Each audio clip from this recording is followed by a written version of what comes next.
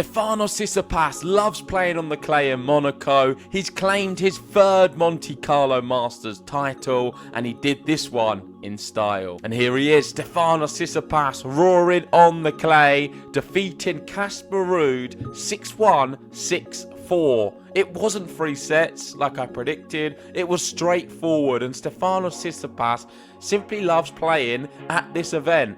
It's a bit like a Rafa at Roland Garros, Djokovic at the Australian Open, or even Wimbledon, or maybe with Djokovic you can name so many. But Tsitsipas loves it here, and really the big match was in the semi-final. The moment he beat Jannik Sinner, I knew he was in for a real shot to win it.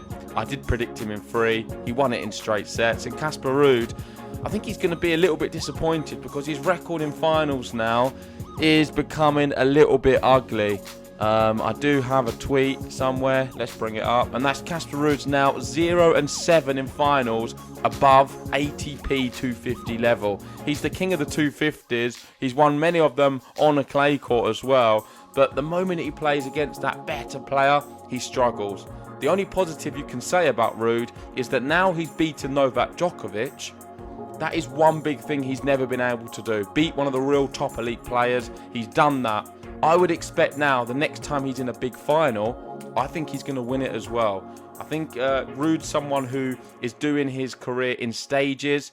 He's completed one big stage in defeating a top player. The next one now is closing in a final at a big event above an ATP 250 level. I think he can do it, but let's wait and see. But let's speak about Stefanos Tsitsipas. He was clearly emotional. He's back up to world number 7, and it's his biggest title in 24 months. And he put on the camera, you can see here, fate favours fearless. And then we've got a little Tsitsipas at the bottom. It's been a really, really tough road for him. So many people have questioned his focus on tennis. Of course, it's a very well publicised relationship he's having with Paula Badoza, and many saying, is he distracted? Does he not really care so much about his tennis? How much work has he put in training? I just think he's had a tough few years, that's all it is. And when you put that with the fact that you've got Jannik Sinner, Carlos Alcaraz, Holger Rune, and all these other players coming up, Djokovic remaining at a level, it's been really tough for Tsitsipas to force himself into that equation, and he's certainly struggled. Daniel Medvedev, another one, of course, when he plays on the hard courts, it's always difficult for him. Moving on to the next one, and this is players to win 3 or more Monte Carlo singles titles. You've got Rafael Nadal there with 3, 6, 9, 10, 11. Thomas Muster with 3. Bjorn Borg with 3. Nastaste with 3, and Tsitsipas now with 3, and he's won 3 out of the last 4 editions. I believe Rublev won one of the other ones as well. I think that was last year, but it's just an event he does well at, and I think he'll always do well. And some good news for him is with Barcelona just around the corner, he now has a really good shot at that, because historically in the past, he's only really struggled against Carlos Alcaraz, who's done well there, and Rafael Nadal. With Carlos Alcaraz not playing and Rafael Nadal not being at his best, this is a great opportunity, and maybe you could look at this Barcelona event and put Stefanos Tsitsipas as favourite. But that's just some thoughts I had. Let me know what you guys think. This is what else he had to say. He said, I needed a week like this one, especially after the tough months I've been through. It hasn't been the best period for me, so coming back here and winning the title is something I definitely wasn't aiming for, but it came naturally. Just such a natural champion there with all the ball boys and girls. He's one thing I have noticed when he wins, he's always with the ball boys and girls. I don't know why that is, but he definitely, I think he likes being around kids and fun young people, and he's a fun guy, I must admit. Sometimes he says some strange things in press conferences, very cryptic messages on social media. He's an interesting character, a very complicated character, but certainly someone who I would classify in the bracket of relatively fun.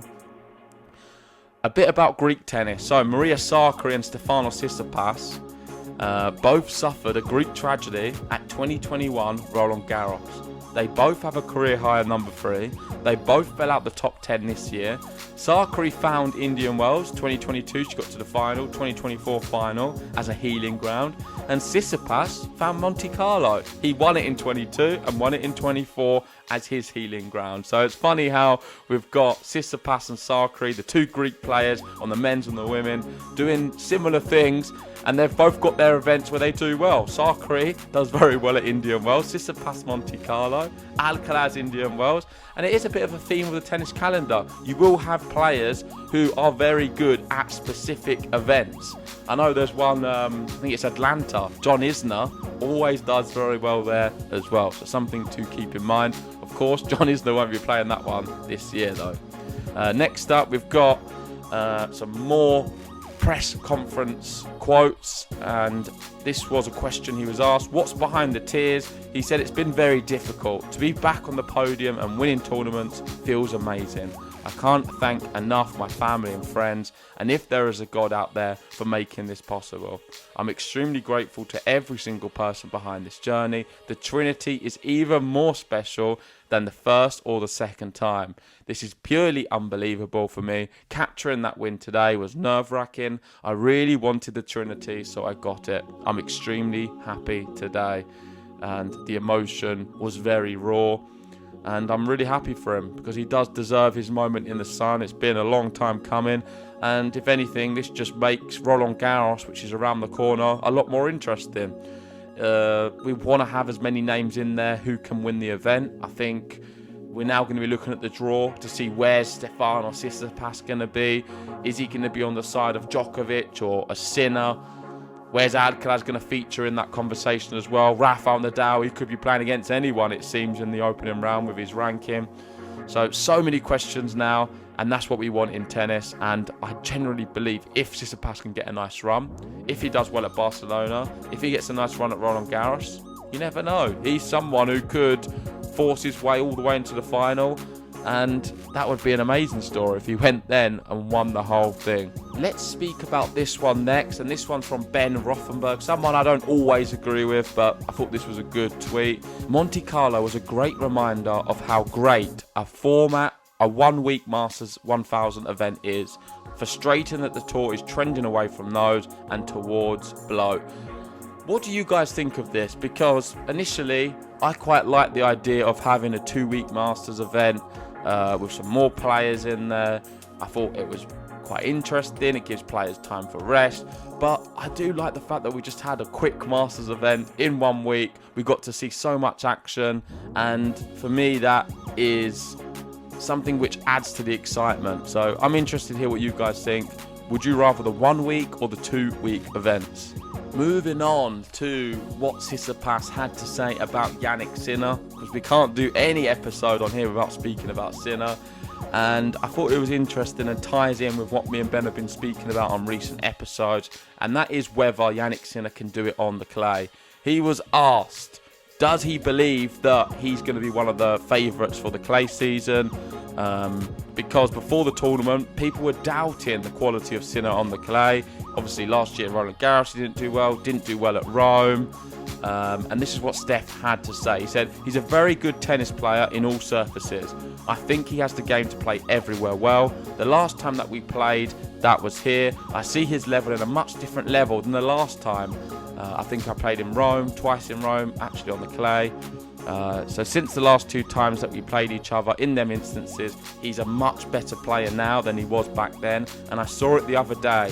He was pushing me to my limits, and I had to reach a level of physicality I haven't felt myself before in a long time. So it was very small margins that played an important role in the development of that match. I do believe he's one of the favourites during the entire clay court swing.